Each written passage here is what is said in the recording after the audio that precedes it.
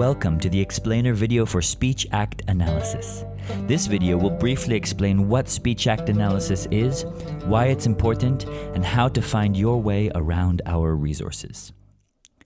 The focus of Speech Act Analysis is the what and why of words.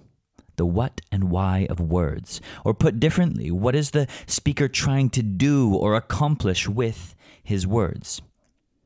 Take, for example, Psalm 13, where David begins in verse 1, "How long, O Lord, will you forget me forever? How long will you hide your face from me? How long must I take counsel in my soul, and of sorrow in my heart all the day? How long shall my enemy be exalted over me?"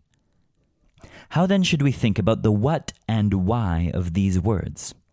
For the what, we have a number of questions. David is asking how long his suffering will continue. Will it be forever?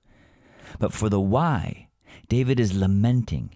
He is using rhetorical questions to express his pain, to draw God's attention, and to get God to act. The questions here are not questions for information, but speech acts of lament and complaint. And this is why speech act is important. The what of the words might say one thing, but the why, the intention, and the purpose of the speaker might be something else. Think of the polite guest who says, "Oh, it's cold in here." For the what, it is a simple assertion. But for the why, they're actually asking for the window to be closed. Or perhaps the not-so-polite wife who sees her husband's outfit and says, "Are you really wearing that?" Which is, of course, not just a yes or no question.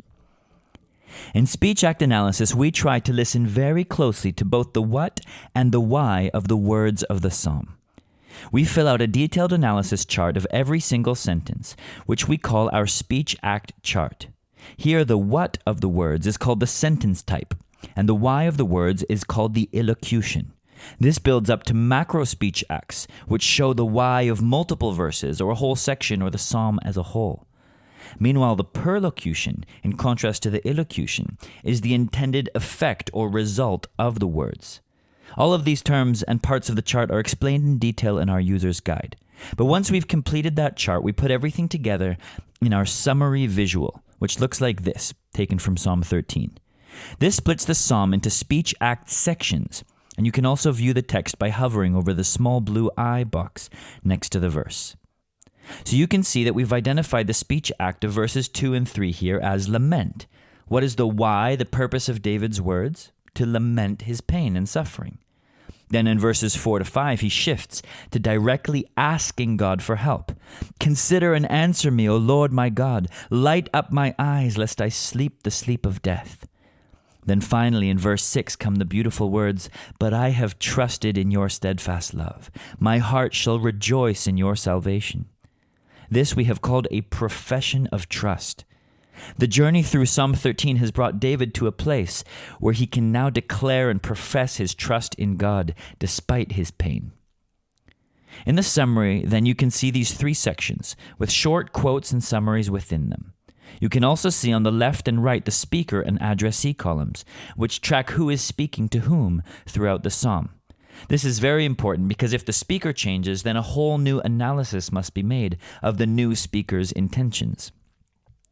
The sections are also colored according to our emotional analysis, blue for positive emotions and red for negative emotions, and darker shades for more intense and active emotions.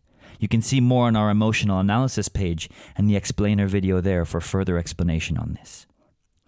This speech act visual becomes an important step in the process towards our final synthesis of the psalm. It provides an important view of the psalm's structure and is a major building block for creating our final at-a-glance summary found on the overview page. For a detailed explanation of our analysis and all the different parts of our speech act chart, as said before, you can see our user's guide, which also includes information about our overall method and other layers.